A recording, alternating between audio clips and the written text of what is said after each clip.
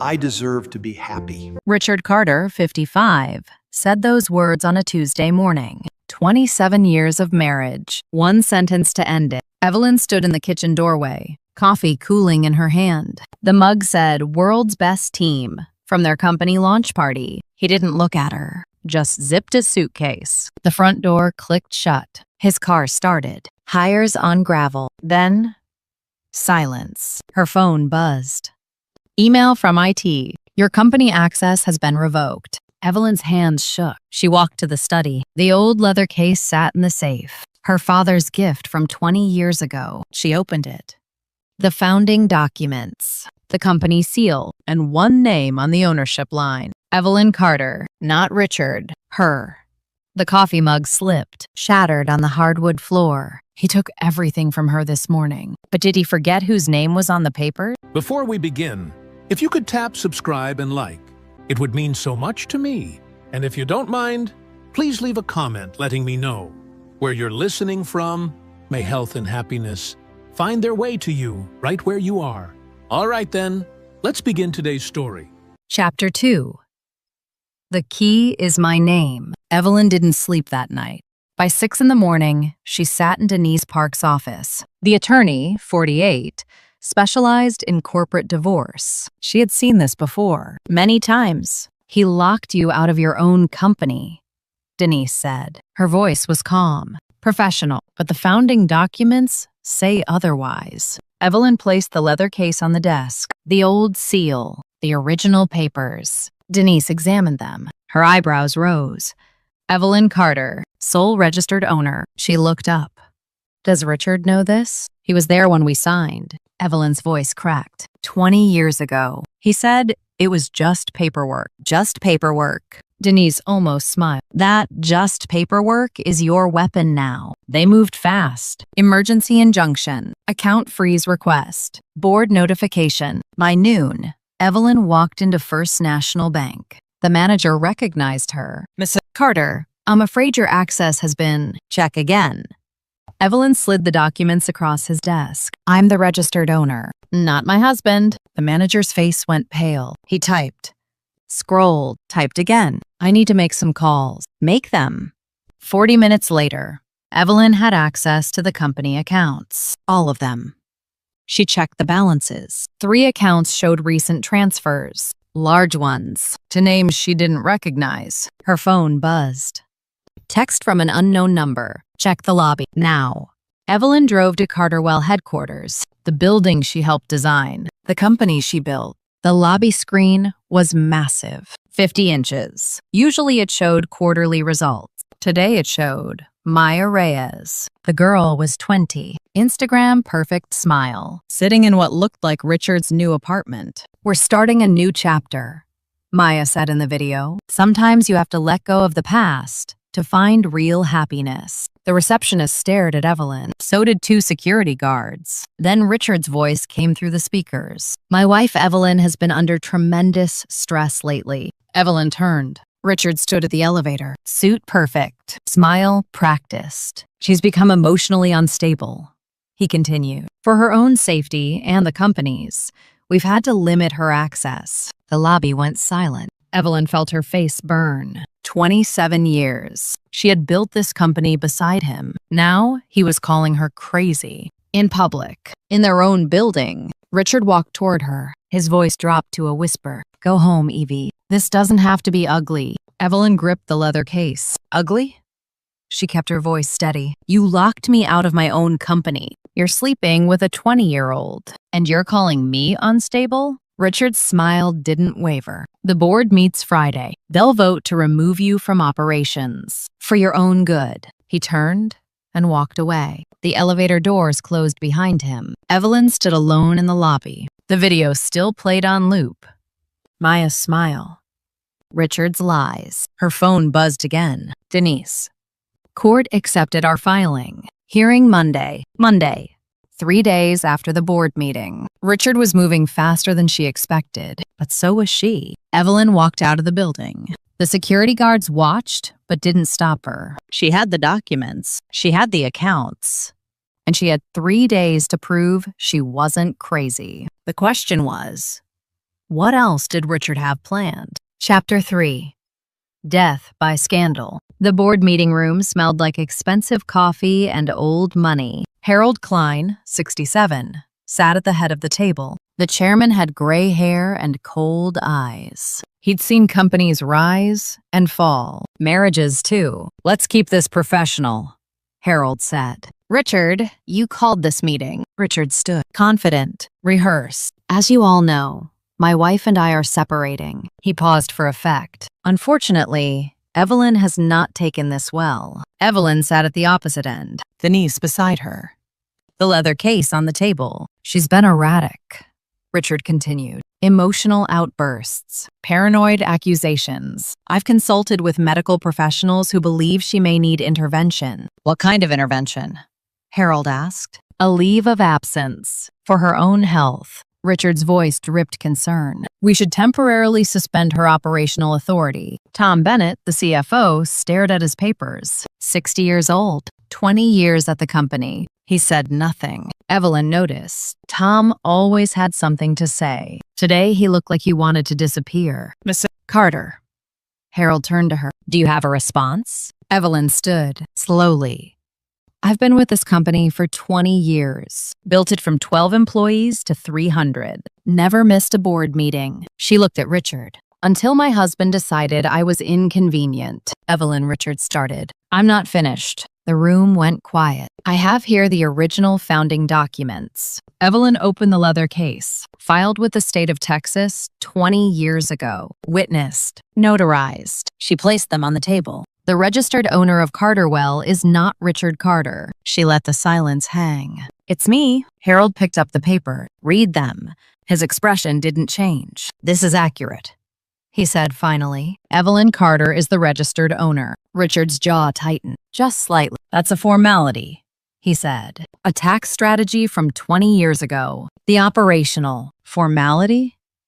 Evelyn cut him off. You used my name because yours had a bankruptcy on record. You used my credit, my family's connection, my father's seal. She pointed at the leather case. This was his. He gave it to me when we founded the company. He said, Evie, always keep the originals. He knew something I didn't. This is emotional manipulation, Richard said. His voice rose. She's proving my point. I'm proving ownership, Evelyn replied, which brings me to my next question. She pulled out a document. A sales agreement draft. I found this in the shared drive yesterday, before my access was cut. She held it up. A letter of intent to sell Carterwell to Meridian Health Partners, signed by the owner. She pointed at the signature line. That's supposed to be my signature, but I never signed this. Harold examined the paper. The signature does match your name, he said. Look closer. Evelyn's voice hardened. The pressure points are wrong. The slant is different. I've signed 10,000 documents in this company. That is not my hand. Silence. Richard's smile flickered. Just for a second. This is absurd, he said. She's grasping at. I've requested a forensic analysis, Denise interrupted. We'll have results by Monday. Harold set down the paper. Until then, all sales discussions are suspended. He looked at Richard, and Evelyn retains her operational authority. This is a legal matter now. Richard's face went red. His hands gripped the table edge. Harold, you can't seriously. I can. Harold stood. Meeting adjourned. The other board members filed out. Tom left first, faster than anyone. Richard approached Evelyn. His voice was low, dangerous. You think you won something? Evelyn packed the documents carefully. I think someone forged my signature. And I think you know who. Richard leaned closer. Monday won't save you. By Monday, you'll have bigger problems than a signature. He walked out. The door slammed shut behind him. Denise exhaled. That went better than expected. Evelyn shook her head. He's not scared enough. He has something else planned. She looked at the signature again. The wrong pressure. The different slant. Who else had access to her documents? Who else could copy her signature? And why was Tom so quiet? Chapter 4. The Real Role of 20. Evelyn needed coffee. Not the office kind. Real coffee. She drove to a small cafe 3 blocks from Carterwell, a place she used to visit before meetings, before Richard. Before everything. The bell chimed when she entered. Maya Reyes sat in the corner booth. Evelyn froze. The girl looked different in person. Smaller, younger. Her Instagram confidence was gone. She clutched her phone like a lifeline. Their eyes met.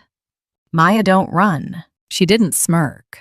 She just sat there, waiting. Evelyn ordered her coffee, black. Then she walked to the booth. May I?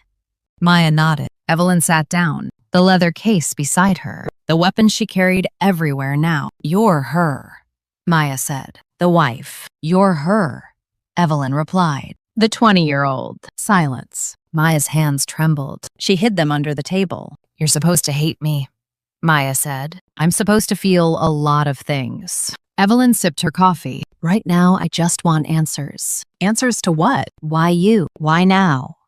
Why my husband suddenly decided 27 years meant nothing. Maya laughed. Short. Bitter.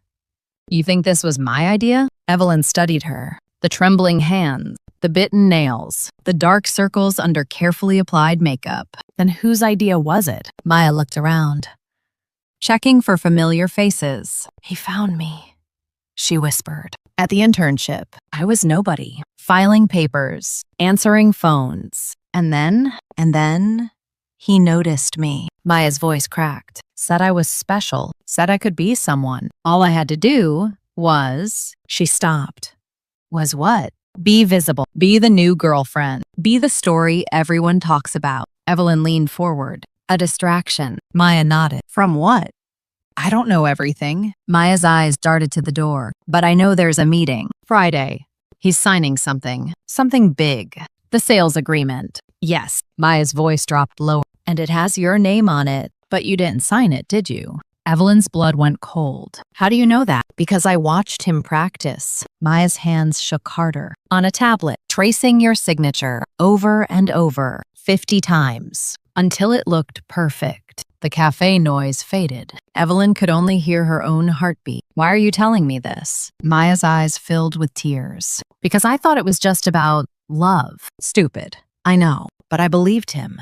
She wiped her face. Then he started asking me to do things. Move money. Delete emails. And last week what? He gave me papers to notarize, with your signature already on them. Said it was routine. Maya's voice broke. I'm not stupid. I know what forgery is. I know what accessory means. Evelyn sat back. This girl wasn't a villain. She was a tool, a useful, disposable tool, just like Evelyn had been. What does he have on you? Maya hesitated. Student loans, $60,000. He said he'd pay them off. She laughed bitterly. Now he says if I talk, he'll say I was the forger, that I tricked him, and people would believe him. He's Richard Carter. I'm a 20-year-old intern. Maya shrugged. Who do you think they'd believe? Evelyn understood. Completely. Richard had built a perfect trap. The young mistress as scapegoat, the unstable wife as victim, and himself as the sad husband caught in the middle. Friday, Evelyn said. What exactly is happening Friday? Maya leaned in, her voice barely audible. He's signing the final sale to Meridian in your name. That's fraud. That's his plan. Maya gripped Evelyn's wrist, and after the sale closes, he's blaming everything on you. The irregular transfers, the accounting issues, all of it. Evelyn's world tilted. He's making me the criminal. He's making us both criminals. Maya let go. Unless someone stops him. The cafe door opened. A man in a suit walked in, glanced at their table. Maya stood abruptly. I have to go. Wait. Maya leaned down, her lips near Evelyn's ear. Friday, 10 a.m. He signs with your name. Then, she was gone. The bell chimed. The door closed. Evelyn sat alone, coffee cold, hands steady. Friday, 3 days away. Richard wasn't just leaving her. He was destroying her. But now she had something he didn't expect. A witness, an insider, a very scared 20-year-old who knew everything. Chapter 5. Blood in the boardroom. Friday came fast. The boardroom was full, all 7 members present. Harold at the head, Richard at the right, Meridian's lawyers at the left, and Evelyn, front and center, the leather case beside her. Richard smiled like you'd already won. Thank you all for coming.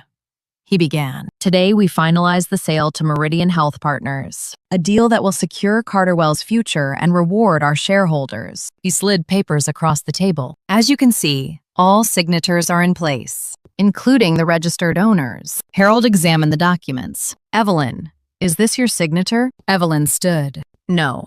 The room stirred. I never signed those papers, she continued. That signature is a forgery. Richard laughed. Smooth. Practiced. Evelyn, we discussed this. The forensic analysis isn't complete yet. This is just emotion talking. Actually, Denise stood beside Evelyn. The analysis is complete. We received it this morning. She placed a folder on the table. Dr. Patricia Vance, 20 years of experience. Court-certified expert. Denise opened the folder. Her conclusion, the signature on the sales agreement does not match Evelyn Carter's authentic writing samples. The pressure distribution is inconsistent. The letter formations show hesitation marks typical of traced forgeries. Silence. Richard's smile cracked. Just slightly. One expert opinion doesn't prove. There's more.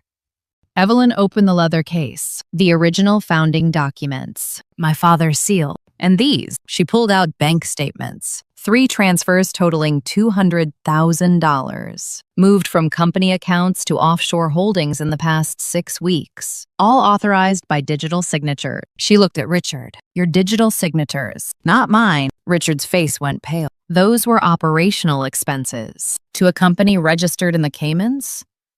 Evelyn shook her head. A company that was created 3 months ago, right after you filed for our divorce. Harold leaned forward. Richard, is this true? It's a misunderstanding. The accounting. Tom. Everyone turned to Evelyn. Tom Bennett, CFO. 20 years. You reviewed these transfers. She stared at him. What did Richard tell you they were for? Tom's hands shook. His face was gray. I can't. You can't what? Tell the truth? Or face what you helped him do? Tom stood up suddenly. His chair scraped against the floor. He said it was restructuring. Tom blurted. Tax optimization before the sale. He said you approved it. I never saw those documents. I know. Tom's voice cracked. I know that now. But he had proof. Emails from your account. Signatures. Everything looked legitimate. Because he fabricated everything. Evelyn kept her voice steady, just like he fabricated a 20-year-old girlfriend to distract everyone from the real theft. Richard slammed his hand on the table. This is ridiculous! His voice echoed. She's the one who's been acting erratically. She's the one who... Who what? Evelyn stepped closer. Who found out? Who kept the original documents?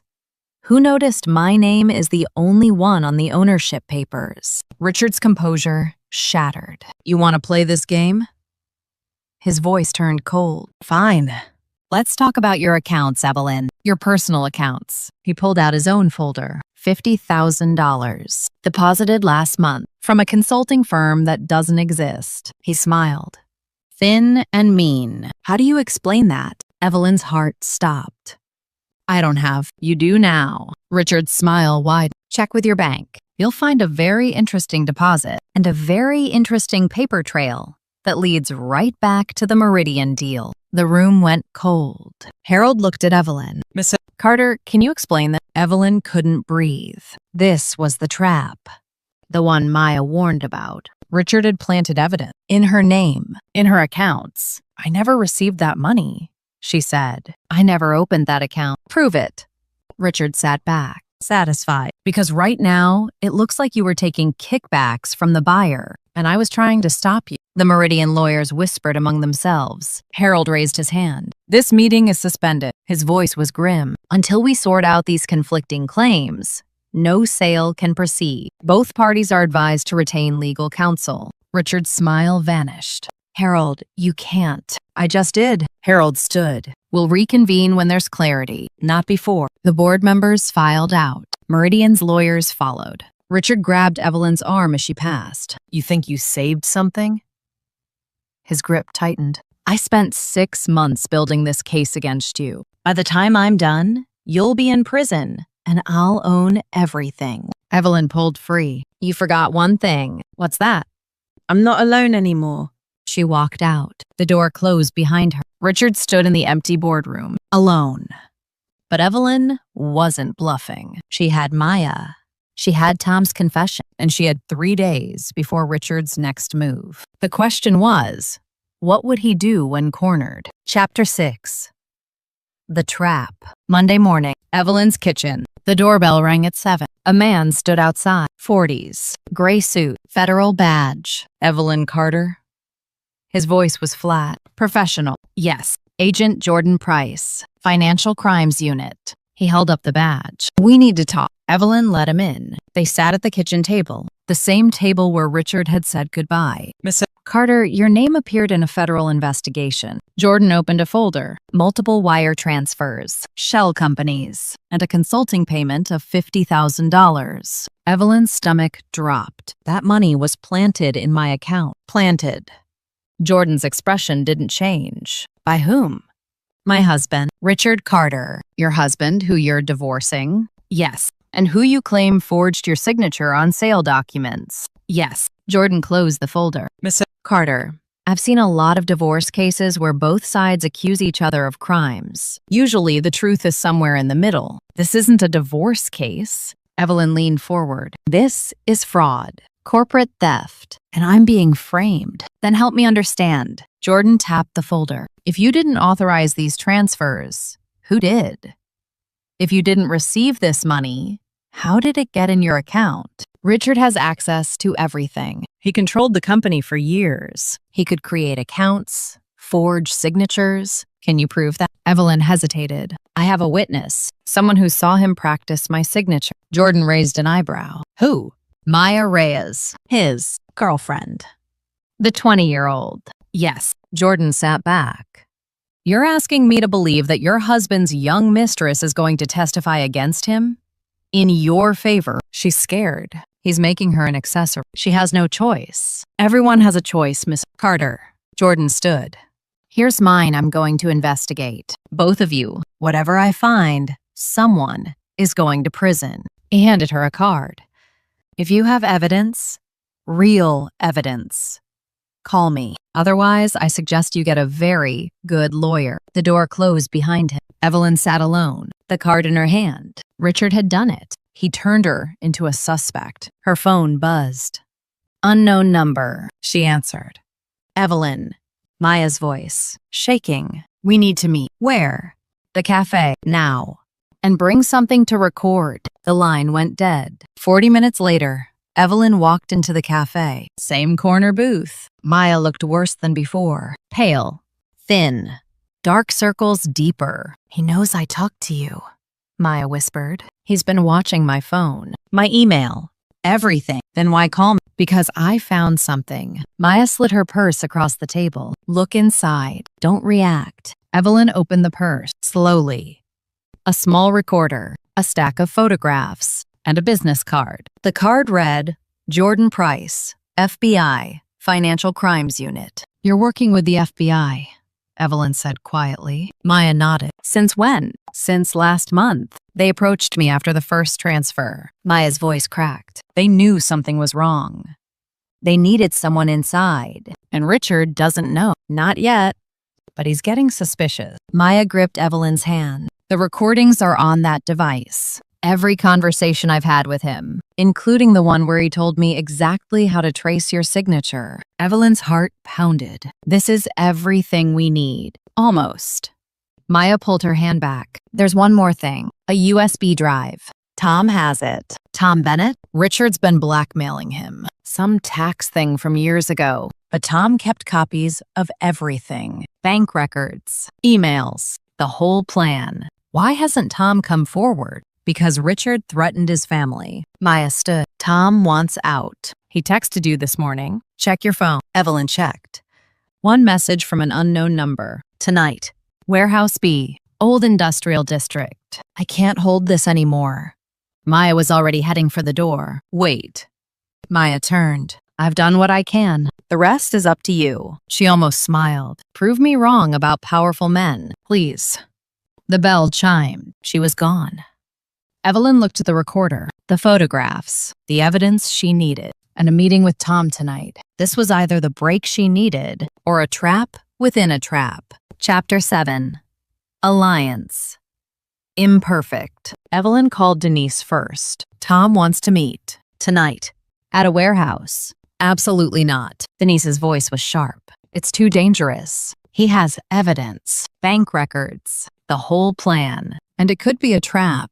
Richard knows you're getting close. Evelyn stared at the message on her phone. I can't hold this anymore.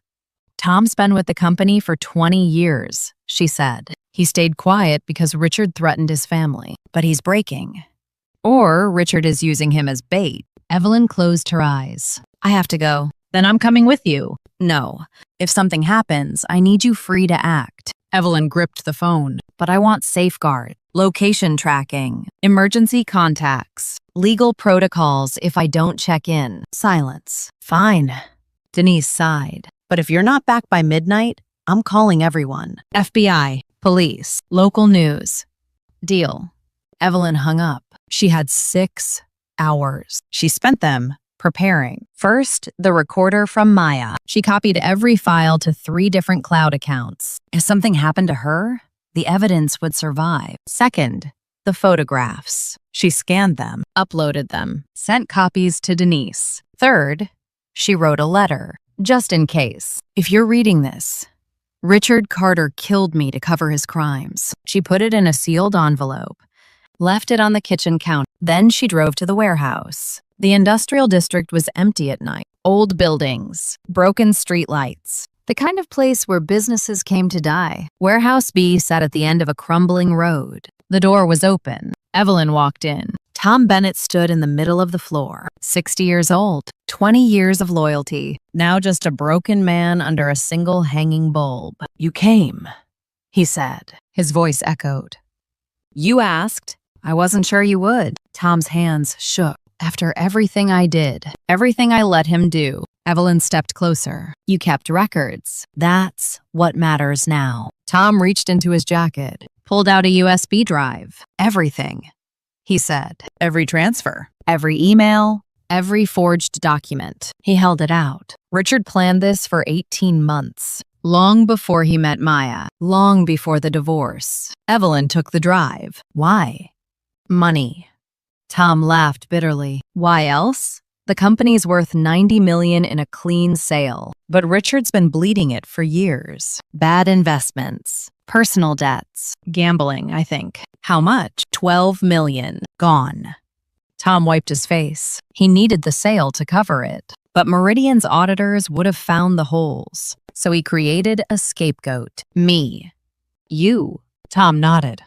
The unstable wife who stole from her own company, the perfect villain. And when the FBI came knocking, you'd take the fall, while Richard walked away clean. Evelyn's grip tightened on the USB. You helped him. I had no choice. Tom's voice broke. He had records on me, too. A stupid mistake from 15 years ago. A tax shelter that went wrong. He said if I didn't help, he'd send me to prison and destroy my family. So you chose my family instead. Tom looked down. I'm sorry. I know it's not enough. Nothing will ever be enough. He pointed at the USB. But that's everything. Take it to the FBI. End this. Evelyn nodded. She turned toward the door. The lights went out. Total darkness. Then a voice from the shadows. I was wondering when you'd show up. Richard.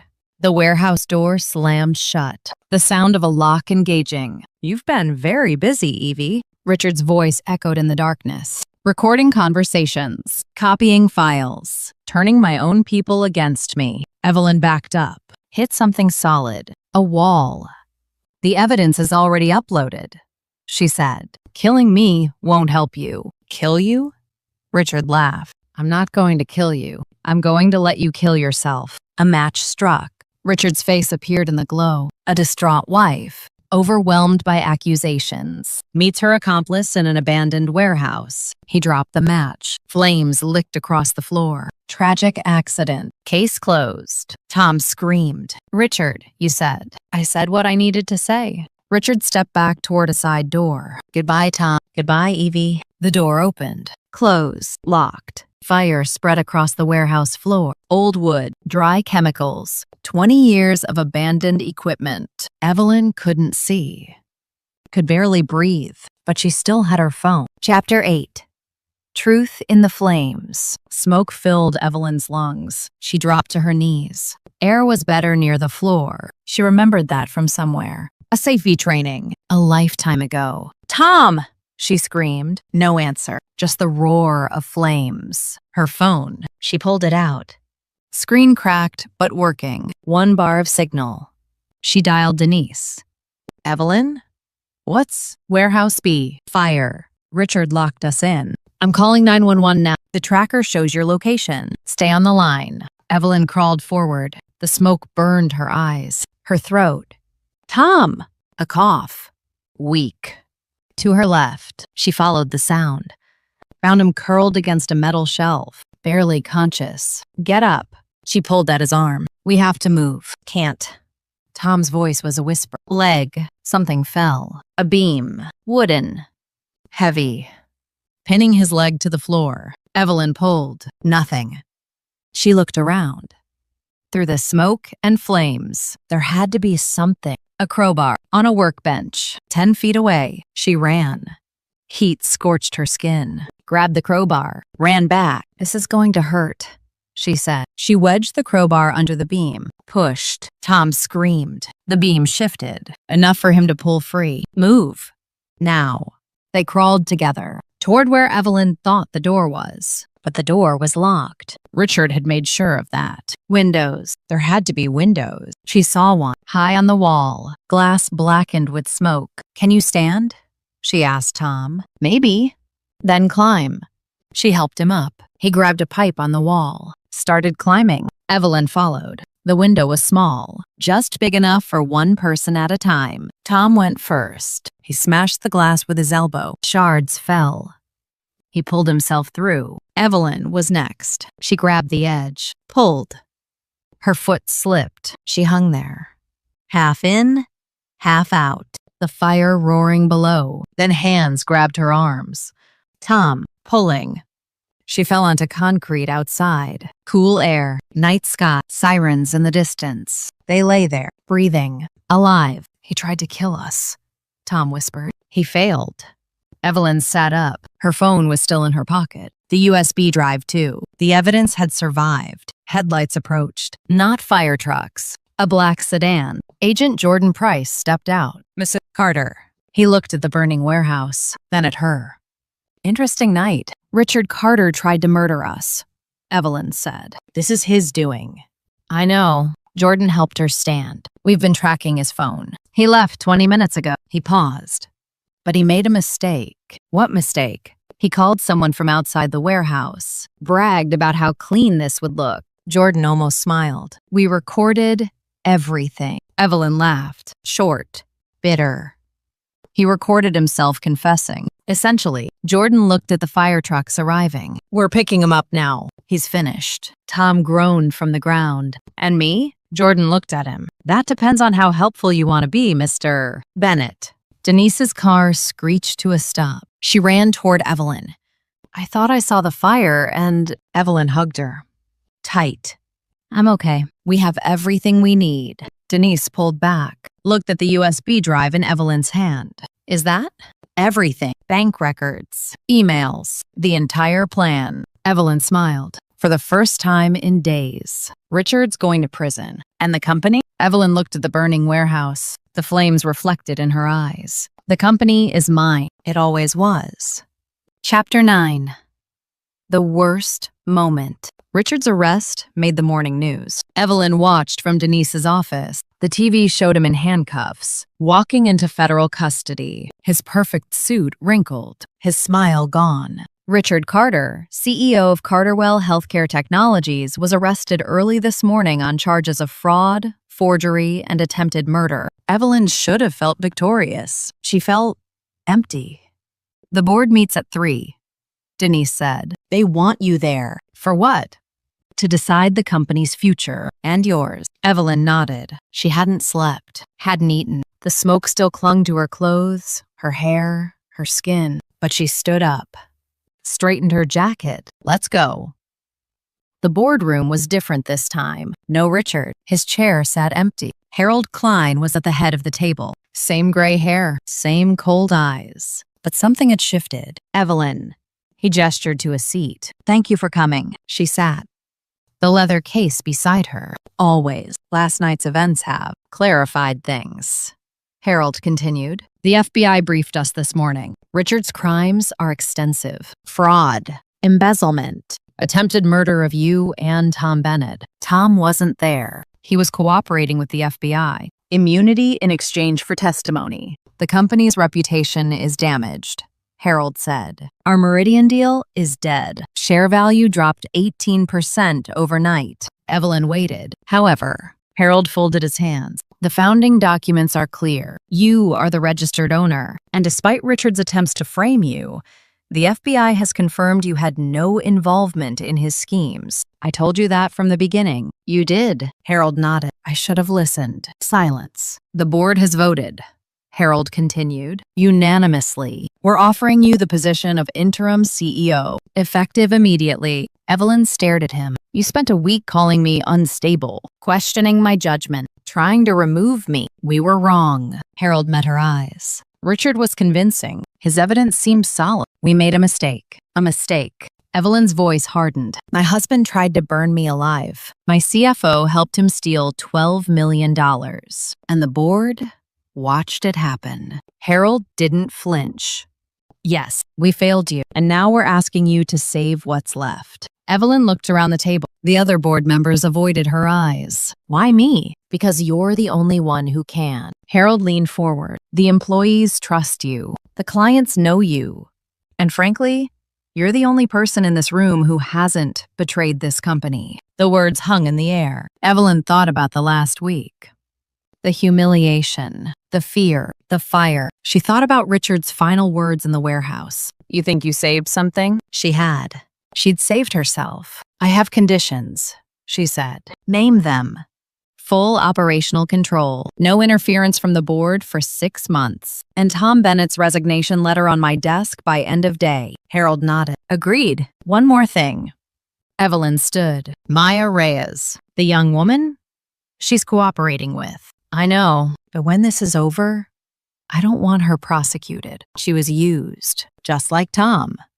Just like all of us. Harold hesitated. That's up to the FBI. Then recommend it. Publicly. Evelyn picked up the leather case. She's 20 years old. She made bad choices because a powerful man manipulated her. Sound familiar? Harold understood. I'll speak to Agent Price. Evelyn walked toward the door. Stopped. Richard said something to me at the warehouse before he tried to kill me. What? He said even if I won, I'd be alone. She turned back. He was wrong. She walked out. The hallway was empty. Quiet. Her phone buzzed. A text from an unknown number. She opened it. Thank you, Maya. Evelyn smiled. Small. Tired. She wasn't alone. She had survived. She had won. And now, she had a company to rebuild. Chapter 10. In My Name. 6 months later, Evelyn stood at the window of her new office. The corner office. The one Richard had occupied for 15 years. She'd redecorated. New furniture. New artwork. The old leather case sat on a shelf behind her desk. Her father's gift. Her weapon. Now a reminder. The door opened. Miss Carter? Her assistant. A young man named Kevin. Your 3 o'clock is here. Send her in. Maya Reyes walked through the door. She looked different. Older, somehow. More serious. The Instagram polish was gone. Thank you for seeing me, Maya said. Evelyn gestured to a chair. How are you? Better. Maya sat. The FBI closed my file last month. No charges. Community service only. I heard. Harold kept his word. Because you asked him to. Maya paused. Why? Evelyn considered the question. Because I was 20 once, and I made choices I regret. She looked out the window. Richard found me at 24. Charming. Ambitious. Full of promises. I believed every one. But you built something real, eventually. After learning that men like Richard see people as tools, Evelyn turned back. You learned that lesson at 20. Painful, but useful. Maya nodded slowly. What happens now? For you. I'm going back to school. Business degree. The one I never finished. Maya almost smiled. Turns out, watching corporate fraud from the inside is pretty good motivation. And Richard? Maya's smile faded. 18 years. Federal prison. Fraud, embezzlement, and 2 counts of attempted murder. She shook her head. He sent me a letter last month. Asked me to visit. Did you? No. Maya stood. I'm done being used by powerful men who think they own everything. Evelyn nodded. Good. Maya walked toward the door. Stopped. Miss Carter? Yes? Thank you for not destroying me when you had every right to. Evelyn smiled. Small. Genuine. You were his victim too. I just recognized it before he finished using you. Maya left. The door clicked shut. Evelyn turned back to the window. Austin spread out below her. The city she'd built her company in. The city where her marriage had ended. Where she'd almost died in a burning warehouse. And where she'd won. Her phone buzzed. A text from Denise. Quarterly results are in. Profit margin up 8%. Stock recovered. Board is thrilled. Evelyn typed back. Good. Tell them I said thank you. For what? For finally listening. She put down the phone. On her desk was a photo from 20 years ago. The company launch party. She and Richard. Young. Hopeful. Naive. She picked it up. Looked at it for a long moment. Then she opened a drawer. Placed the photo inside. Face down. That chapter was over. She walked to the shelf. Opened the old leather case. The founding documents. The company seal. Her name on every page. Evelyn Carter. Not Richard's wife. Not anyone's victim. Not a tool to be used and discarded. Just Evelyn. Owner. CEO. Survivor. She closed the case. Set it back on the shelf. Outside, the sun was setting. Orange light across the Austin skyline. She had lost her marriage. Lost her faith in the man she loved. Lost 6 months to lawyers and FBI agents and board meetings. But she had gained something too. Her name. Her company. Her future. Richard had been wrong. She wasn't alone. She was free.